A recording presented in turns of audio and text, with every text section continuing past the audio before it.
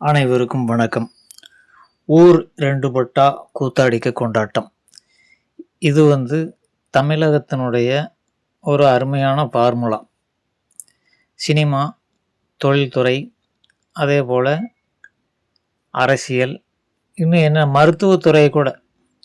இப்படி எல்லா துறைகளுக்கும் உலகத்திலேயே ஒரு யூனிக்கான விஷயம், தனிப்பட்ட ஒரு மனோநிலை உள்ள மக்கள் நிறைந்த நாடு தமிழ்நாடுங்கிறதுனால இந்த ஊர் ரெண்டு பட்டா கூத்தாடிக்கு கொண்டாட்டம். இந்த ஃபார்முலா தான் கடந்த 100 ஆண்டுகளாக தமிழ்நாட்டில் ஃபாலோ பண்ணப்பட்டு வருது.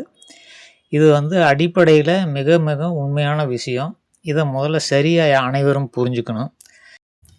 இவ்வளவு படித்து முன்னேறிவிட்டது தமிழ் இனம், தமிழ் மாநிலம் அப்படின்ட்டு உலகம் முழுக்க பெருமையாக பேசிக்கிறது மட்டும்தான் நமக்கு தெரியுமே தவிர பின்னணியில் என்ன நடந்துட்டுருக்குது அப்படிங்கிறது யாருக்குமே தெரியறதில்ல. தமிழ்நாட்டில் அறிவு வளர்ச்சியில் ஒன்றுமே அடைய கிடையாது அப்படிங்கிறது தான் உண்மை. இந்த கரூரில் நடந்த இந்த 41 பேர் இறந்து போயிட்டாங்க. இந்த சம்பவத்துக்கும் விஜய்க்கும் அதே போல் திராவிட முன்னேற்ற கழகம் ஆட்சி செய்கின்ற முதல்வர் அவர்களுக்கும் அந்த கட்சிக்கு எந்த ஒரு சம்பந்தம் கிடையாது. இதை முதல்ல தெளிவாக புரிஞ்சுக்கணும் மக்கள். நடிகரை பார்ப்பதற்காக நின்றுட்டுருக்குறாங்க. திடீர்னு வந்தாச்சுன்னு எல்லாரும் ஆர்வமாக அங்கே மேலே உயரத்தில் இருந்தால் கூட பக்கத்தில் போய் பார்க்கணுங்கிற ஆர்வத்தில் எல்லோரும் முண்டி அடிச்சுட்டு போகும்போது ஏற்படுகிற இந்த கூட்ட நெரிசல் 4 பக்கம் தள்ளும்போது அது ஏதோ ஒரு பக்கம் பிதுங்கும். கூட்டம் மனிதர்கள் சதையால் ஆனவர்கள் தானே. அதனால் பிதுங்கும்போது என்ன ஆகுதுன்னா, அந்த சாக்கடையில் ஒருத்தர் விழுந்தோடனே அது அந்த பேலன்ஸ் மாதிரி எல்லாம் அலையாக கீழே விழுந்துடுறாங்க. இது அந்த சந்து பொந்துகளை நடந்ததுனால இது திட்டமிட்ட சதின்னெல்லாம் எந்த ஒரு நிகழ்வும் இதில் இல்லை. இதில் கலந்து கொண்டவங்க தொண்டர்களை விட ரசிகர்கள் அதிகம். அவர்களுக்கு இந்த கூட்டங்களிலெல்லாம் கலந்து அனுபவம் இருக்காது. இதுதான் முதன்மை காரணம். இந்த உயிரிழப்புகளுக்கு காரணமே அனுபவம் இல்லை. கூட்டத்தில் போய் இந்த மாதிரி காத்திருந்து இது பண்ண ஒரு அனுபவம் இல்லாதனால தான் இந்த நிகழ்வு நடந்திருக்கிறது. ஒரு கிழவி ஒருத்தி பேசிகிட்டு இருந்தான், அண்ணா காலம், எம்ஜிஆர் காலம், பெரியார் காலம்ட்டு. அப்போல்லாம் தொண்டர்கள் காத்திருந்தாலும் அவங்களுக்கு வேலை வெட்டி இல்லாதனால பொறுமையாக இருப்பாங்க. அனுபவம் இல்லாத காரணத்தினால தான் இந்த நிகழ்வு நடந்திருக்கிறதே தவிர வேறு யாரும் பொறுப்பு இல்லை.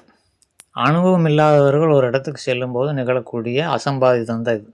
இது கும்பமேளாவாகட்டும் அல்லது திருப்பதியில் இந்த தரிசனத்துக்காக ஏதோ முண்டி எடுத்து போகும்போது கீழே விழுந்து அதில் ஒரு அசம்பாவிதம், இப்படி பல இடங்களில் நடந்திருக்குது.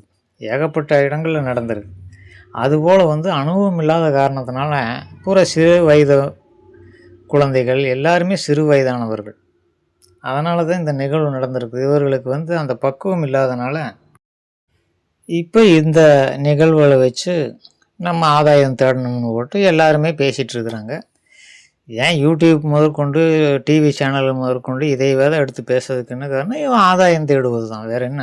ஊரை 4 பட்டு 5 பட்டு 10 பட்டு இப்படி பிளவுகளை உருவாக்கணும்னா நமக்கு நல்லது. இப்படிங்கிற ஃபார்முலா வெற்றி பெற்றதுனால இது தொடர்ந்து நிகழ்ந்து கொண்டு வருகிறது.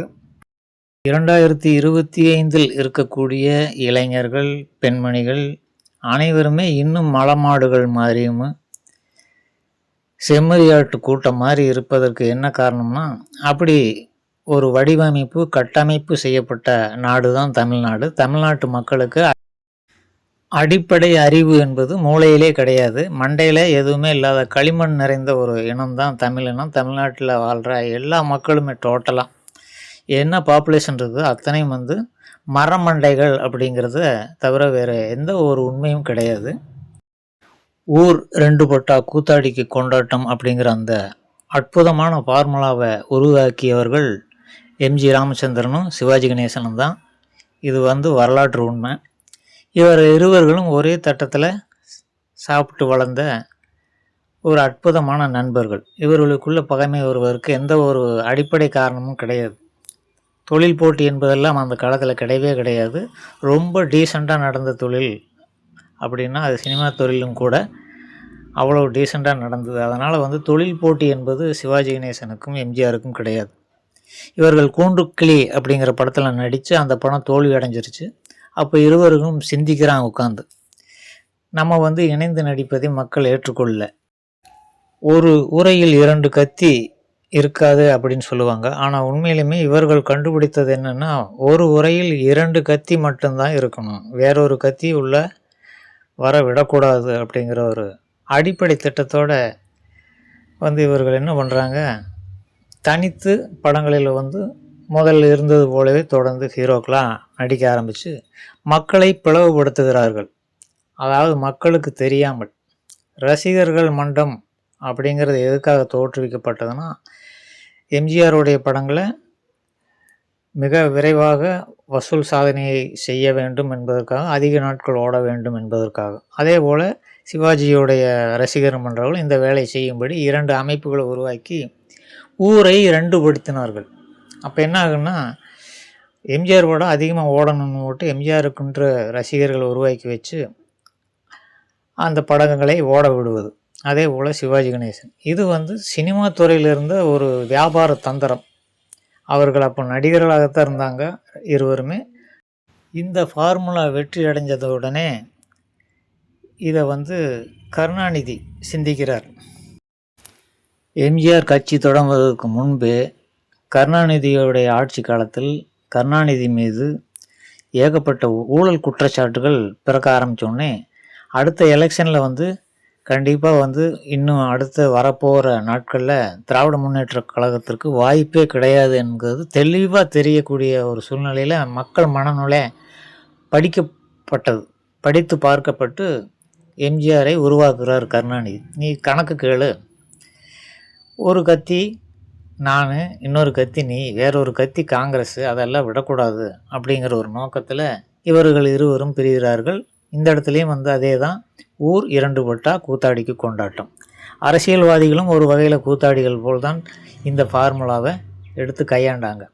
இப்போ நீங்கள் கேட்கலாம், இந்த 2 கட்சியை தவிர வேறு எந்த கட்சியும் 50 வருடமாக ஆட்சி செய்யலை. விஜயகாந்துக்கெல்லாம் ஒரு கட்சி ஆரம்பித்தார். எத்தனையோ பேர், பாக்கியராஜ் முதற்கொண்டு டி ராஜர், இவங்கெல்லாம் ஏன் வெற்றி பெறலைன்னா, இந்த ஃபார்முலா அவங்களுக்கு தெரியாது இல்லையா. அரசியலை ரொம்ப சீரியஸாக எடுத்துகிட்டு செய்கிறவங்க தோற்று போயிடுவாங்க. எம்ஜிஆர் சிவாஜி, அதே போல் கருணாநிதி எம்ஜிஆர் போன்ற இந்த ஊர் 2 பட்டா கூத்தாடிக்கு கொண்டாட்டம் ஃபார்முலா மட்டும்தான் ஜெயிக்க அப்படிங்கிறதுக்கு இன்னொரு உதாரணம் கமலஹாசன், ரஜினிகாந்த். இந்த திட்டம் சிங்கப்பூரில் நினைத்தாலே இனிக்கும் திரைப்படத்திற்கான படப்பிடிப்பின் போது போடப்படுகிறது. இதுதான் உண்மை. ஆதாரம் இல்லாமல் நான் சொல்கிறேன்ட்டு நீங்கள் நினைக்கலாம். ரஜினிகாந்தையும் கமலஹாசனையும் கூப்பிட்டு இந்த உண்மை கண்டறியும் சோதனை நடத்தினா வெட்ட வெளிச்சமாக இது தெரிய போகுது. அடேங்கப்பா, இப்படி சிந்திக்கக்கூடிய அளவுக்கு ரஜினிகாந்துக்கும் கமலஹாசனுக்கும் அவ்வளோ நாலேஜ் இருக்குதா அப்படின்ட்டு வியந்திர வேண்டாம். இந்த நாலேஜை வழங்கினது கே பாலச்சந்தர். இப்படி இருந்தீங்கன்னா வேலைக்கு ஆகாது. இந்த மாதிரி எம்ஜிஆர் சிவாஜி மாதிரி ஊரை 2 படுத்தி நீங்கள் கொண்டாட்டம் போடுங்க அப்படின்னு சொல்லி அறிவுறுத்தி, அதுக்கு பிறகு தான் கமலஹாசனும் ரஜினிகாந்தும் தனித்தனியாக நடிக்கிறாங்க. இதே போல தான் பல நடிகர்களும் இந்த ஃபார்முலாவை மறைமுகமாக பின்பற்றி, அது சில பேர்த்துக்கு மட்டும் தெரியும். அந்த தெரிஞ்சவங்க வெற்றி அடைகிறாங்க, தெரியாதவங்க தோல்வி அடைகிறாங்க. தமிழ்நாட்டில் அரசியலும் அதே போல தான். இந்த கமலஹாசன் ரஜினிகாந்துக்கு பிறகு விஜய், அஜித் அப்படின்ட்டு ஒரு காலகட்டம் ஓடிச்சு. உங்கள் அனைவருக்கும் தெரிஞ்சிருக்கு. இப்படி ரசிகர்களை பிளவுபடுத்தி இவர்கள் வெற்றி பெறுவது, இந்த ஃபார்முலாவை இவங்களும் பின்பற்றினாங்க. அந்த ஃபார்முலா வெற்றி பெற்றதுக்கு என்ன அடையாளம்னா, 2 பேருமே மாஸ் ஆகிட்டாங்க. விஜய் அரசியலுக்கு வரும் அளவுக்கு எம்ஜிஆருடைய புகழை பெறுவதற்கு காரணமே இந்த ஊர் 2 பட்டா கூத்தாடி கொண்டாட்டம் ஃபார்முலா தான். இது அடிப்படை உண்மை. இதை தெளிவாக முதல்ல மக்கள் புரிஞ்சுக்கணும். இன்றைய அரசியல் சூழல் எப்படி இருக்கிறது அப்படிங்கிறது அனைவருக்கும் தெரியும். பிஜேபி சற்று அப்படியே வளர்ந்து வருகிறது. ஏராளமான ஜாதி கட்சிகள், உதிரி கட்சிகள், போனவன் வந்தவனெல்லாம் கட்சி ஆரம்பித்து வச்சுக்கிட்டு திராவிட முன்னேற்ற கழகத்திற்கு நெருக்கடி தரக்கூடிய ஒரு சூழ்நிலை வளர்ந்துட்டு வருது. அப்போ இதுக்கு ஒரு முற்றுப்புள்ளி வைக்கணும்னா, இந்த பல உதவி கட்சிகளையெல்லாம் புறந்தள்ளி விட்டு அதே பழைய ஃபார்முலாவை கொண்டு வரணும்.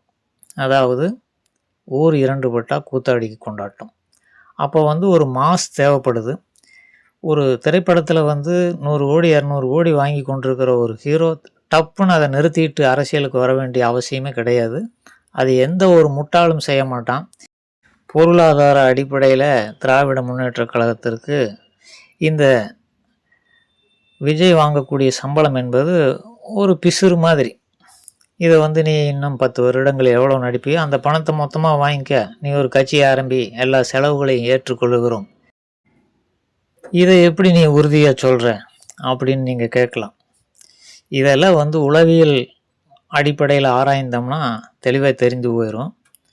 விஜய் ஒரு கூட்டத்தில் முதல்வர் அவர்களை முதல்வர் அங்கிள் அப்படின்னு சொன்னார்னா எல்லாம் கேனத்தனமாக அதுக்கு விளக்கம் சொல்லிக்கிட்டு அதை வந்து கிண்டல் பண்ணிட்டு ஏதேதோ எல்லா சேனல்கள் யூடியூப் முதற்கொண்டு அனைவருமே கிறுக்குத்தனமாக அதை பற்றி பேசிகிட்டு இருந்தாங்க. இப்போ இருக்கிற திராவிட முன்னேற்ற கழகத்திற்கு தற்போதைய முதல்வருக்கு பிறகு ஒரு மாஸ் அப்பியரன்ஸ் வேணும் அப்படிங்கிறதுக்கு வந்து ஆள் தேவைப்பட்டது. அதுக்கு தான் வந்து உதயநிதியை கொண்டு வர்றாங்க. அது திரைப்படங்கள் மூலமாக அறிமுகப்படுத்தி கொஞ்சம் கொஞ்சமாக வளர்த்து இப்போ கொண்டு வந்து சேர்த்துட்டாங்க. இதே ஆப்போசிட் மாஸ் ஒன்று வேணும் இல்லையா, அது இப்போ யார் இருக்கிறாங்கன்னு பார்த்தா விஜய் தான். அதை வந்து பயன்படுத்தணுங்கிறதுக்காக போடப்பட்ட திட்டம் தான் இது. இதை வந்து ரொம்ப சீரியஸாக எடுத்து இது அரசியல் அப்படின்னு ஓட்டு பார்த்துட்ருக்கிறவங்க அடிமுட்டாள்கள் அப்படிங்கிறத தெளிவாக புரிஞ்சுக்கணும். முதல்வர் அவர்கள் விஜய்க்கு வந்து உண்மையிலுமே அங்கிள் தான். இதுதான் அடிப்படை உண்மை. இது அரசியல் என்பது ஒரு நாடகம். இந்த நாடகத்தை நிஜம் நினச்சிட்டு அவர் சொன்ன உண்மையை வந்து கிண்டல் அடிச்சுக்கிட்டு நம்ம பார்த்துட்ருக்குறோம். அப்படி தான் மக்களினுடைய மனநிலை இருக்குது. எல்லாம் அறிவாளிக்கு தானே. எம்ஜிஆருக்கு பிறகு ஜெயலலிதாவுடைய மாஸ் அதெல்லாம் வந்து போயிடுது. இப்போ வந்து கொத்து புரோட்டா மாதிரி ஆகிப்போச்சு அண்ணா திராவிட முன்னேற்ற கழகம். சும்மா பலமுள்ள கட்சின்னு கூவிட்டு தெரியுறாங்களே தவிர அது பல கட்சிகளாக உடைஞ்சு சிதிலம் அடைஞ்சு கிடக்குது. இந்த சூழ்நிலையில் ஒரு மாஸ் தேவைப்படுது. அந்த பிஜேபியோட அலையன்ஸ் எல்லாம் வச்சு அவர்கள் உள்ளே வராமல் இருக்கணும்னா இங்கே ஒரு புது மாசை உருவாக்கி ஒரு கத்தியை உருவாக்கணுங்கிறது தான் திராவிட முன்னேற்ற கழகத்தினுடைய அந்த அடிப்படை திட்டம். அதுக்கு ஏற்கனவே ஓரளவுக்கு மாஸ் பாப்புலர் உள்ள விஜய் தான் இதுக்கு சூட்டான ஆள் தான் தேர்ந்தெடுத்து இதை செஞ்சுருக்கிறாங்க. உதயநிதியும் விஜயும் நல்ல நண்பர்கள் அப்படிங்கிறது தெளிவாக தெரிஞ்சுக்குங்க. இது அரசியலுக்காக கமல் ரஜினி போட்ட திட்டம் போலத்தான் இதுவும் நடந்துகிட்டு இருக்குது அப்படிங்கிறத தெளிவாக புரிஞ்சுக்கிட்டு நீங்கள் யாருக்கு வேணால் வாக்களிங்க, ஆனால் தெரிஞ்சுக்கிட்டு வாக்களிங்க. இதுதான் நடந்துகிட்டு இருக்குதுங்கிறது தெளிவோடு வாக்களிக்கும் பொழுது நமக்கு ஒரு மனநிறைவு உண்டாகும். அப்பாவியாக ஒன்றுமே தெரியாமல் மலமாடுகள் மாதிரி செம்மறி ஆடுகள் மாதிரி இதை நிஜம் நினச்சிட்டு இதை அரசியலாக பார்க்குறது வந்து அடிமுட்டாள்தனம். பத்திரிக்கையாளர் முதற்கொண்டு படுமுட்டாளுகளாக இருக்கிறானுங்க அப்படிங்கிறது தான் தமிழ்நாட்டில் இருக்கிற உண்மை. ரஜினிகாந்த் அரசியலுக்கு வராமல் இருப்பதற்கு காரணமே கலாநிதி மாறன் உடைய அறிவுறுத்தல் தான். அங்கே நடந்தது என்னங்கிறது மறைமுகமாக நடந்தது. ரஜினிகாந்துக்கும் கலாநிதி மாறனுக்கும் மட்டும்தான் தெரியும். அதுபோக தெரிந்த ஒரே ஆள் நான் தான். நீங்கள் இது வந்து அரசியலுக்கு வேண்டாம், உங்கள் அளவுக்கு மாசு உள்ள அடுத்த ஹீரோ இருக்கிறாரு விஜய், அவர் வரட்டும், நீங்கள் வந்து எதுவும் சாதிக்க போகிறதில்ல. ஏன்னா கட்சிங்கிறது வந்து தலைமை பொறுப்பில் இருக்கிறவங்க சுத்தமாக இருந்தால் மட்டும் ஒன்றும் நடந்துட போகிறதில்ல. கீழே இருக்கிற அடிமட்ட தொண்டன்லேருந்து பொறுப்பாளர்கள் வரைக்கும் அனைவரும் சுத்தமாக இருப்பாங்கிறது முதல்ல எதிர்பார்க்க முடியாது. எங்கள் திராவிட முன்னேற்ற கழகத்திலேயே அது இல்லை அப்படிங்கிறத தெளிவாக ரஜினிகாந்துக்கு புரிய வச்சு தான் அவ்வளோ சீரியஸாக இருந்த விஷயம் நமுத்து போன பட்டாசு மாதிரி புஷ்ஷுன்னு போயிடுது. அதனால் ரஜினிகாந்துடைய ஆசீர்வாதத்தோடு தான் இந்த ஊர் 2 வட்டா கூத்தாடிக்கு கொண்டாட்ட ஃபார்முலாவை நடைமுறைப்படுத்த விஜய் நியமிக்கப்பட்டிருக்கிறார் அப்படிங்கிறத தெளிவாக அனைவரும் புரிஞ்சுக்குங்க. ரொம்ப சீரியஸாக எடுத்துக்காதீங்க அரசியலை. அதனால் இந்த படத்தில் இருக்கிற இருவர் தான் அடுத்த ஜெனரேஷனுக்கு வந்து இந்த அண்ணா திராவிட முன்னேற்ற கழகம் திராவிட முன்னேற்ற கழகம் போல் ஒரு ஆப்பனண்ட்டாக இருந்து விளங்க போகிறாங்க. மற்றதெல்லாம் இந்த உதிரி கட்சிகளெல்லாம் இந்த தொங்கிட்டு தெரிய போகிற கட்சிகளாக தான் இருக்க போகுது அப்படிங்கிறத தெளிவாக புரிஞ்சுக்குங்க. சரி, இந்த 2 பேரில் நீ யாருக்கு ஓட்டு போடுவேன்ட்டு நீங்கள் கேட்கலாம். எனக்கு தலைவனாக இருக்கக்கூடிய தகுதி இந்த 2 பேர்த்துக்கு மட்டும் இல்லை, இது வரைக்கும் இருந்த தலைவர்கள் யாருக்குமே இருந்ததா எனக்கு தெரியல. அதனால் வந்து என்னுடைய ஓட்டு வந்து நோட்டோவுக்கு தான். நம்ம வந்து ஏமாளியாக்கப்பட்டு விட்டுருக்குறோம் அப்படிங்கிறது தெரிஞ்சு போய் ஓட்டு போடுங்க. இதெல்லாம் வந்து நாடகம் தான். இவங்களே எதிரிகள் கிடையாது, நண்பர்கள் தான். 2 கட்சிகளையுமே ஒரே கட்சி தான் வேறு வேறு தோற்றத்தில் ஒன்று பிசாசும் ஒன்று பேய் மாதிரி நாடகம் ஆடுது அப்படின்ட்டு வேஷம் போட்டிருக்குன்னு தெரிஞ்சுக்கிட்டு ஓட்டு போடுங்கன்னு சொல்லிட்டு, எப்போவுமே உண்மை கசக்கத்தான் செய்யும், நம்ப முடியாமல் அளவிற்கும் அந்த கருத்து பைத்தியகாரத்தனமாக வேறு தெரியும்.